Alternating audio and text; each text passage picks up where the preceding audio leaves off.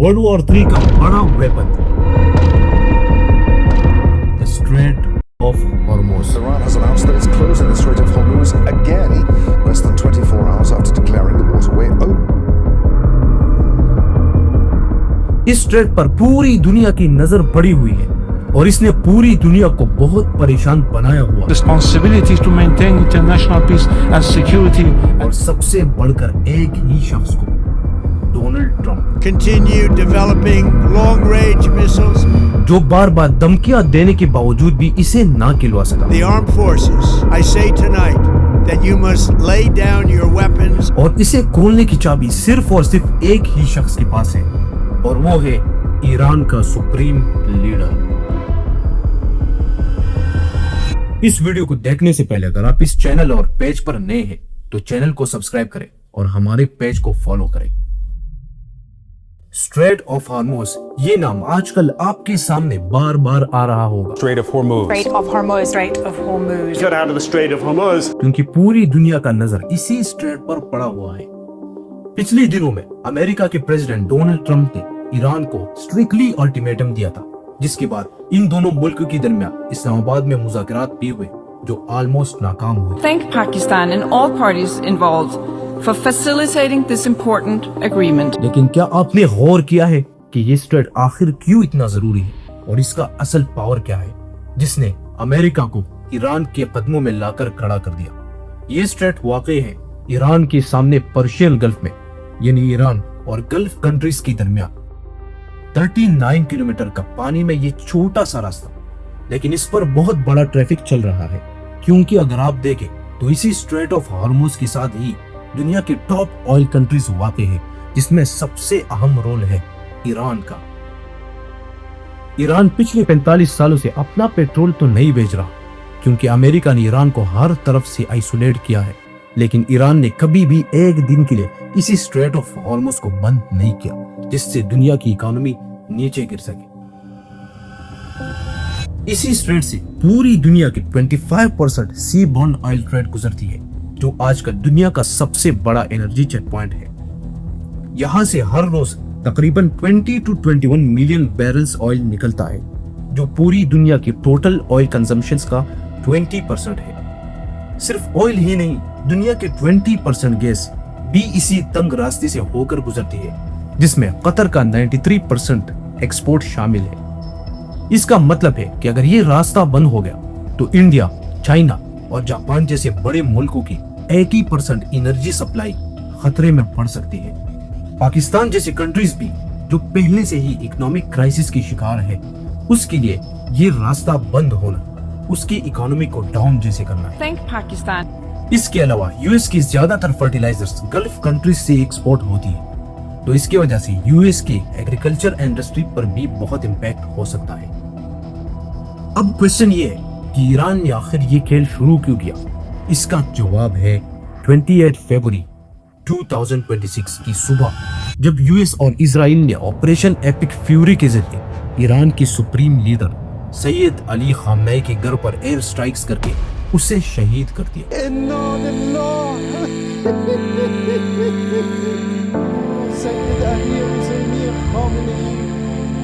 अपने top leaders की मौत और मुल्क पर हुए डायरेक्ट अटैक्स की बदला लेने के लिए ईरान ने गल्फ कंट्रीज के अंदर अमेरिका के बेसिस को टारगेट किया और उस पर मिसाइल दाव दिए, और जहां भी यूएस आर्मी के बेसिस और डिपोज थे उस सब पर मिसाइल स्ट्राइक्स शुरू कर। मतलब ईरान ने अमेरिका की गल्फ कंट्रीज में जितनी भी बेसिस थे उन सबको खत्म करके अमेरिका को हाथों से बांध दिया, और जब टाइम आया अमेरिका को पैरों से बांधने का तो ईरान ने दुनिया का सबसे खतरनाक काट घेरा और ईरान के नए सुप्रीम लीडर मुज्तबा खामनेई ने इसी स्ट्रेट ऑफ हॉर्मुज को हर किस्म के ट्रेड के लिए बंद कर दी। Iran's new supreme leader released his first public statement. The Strait of Hormuz will remain closed.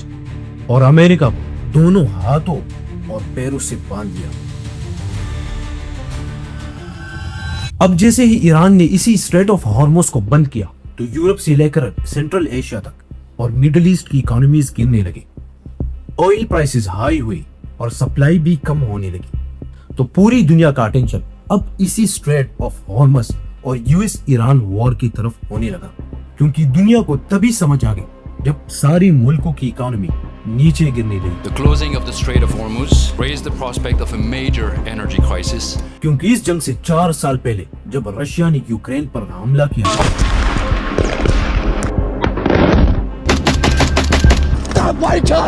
تو یوکرین کی جنگ سے یورپ کی پوری اکانومی نیچے چلی گئی. تو یورپ کو اس ٹائم یہ اندازہ ہو گیا تھا کہ کل اگر US نے ایران پر حملہ کیا اور ایران نے اس اسٹریٹ آف ہارمز کو بند کر دیا تو ہماری اکانومیز تباہ ہو جائیں گے.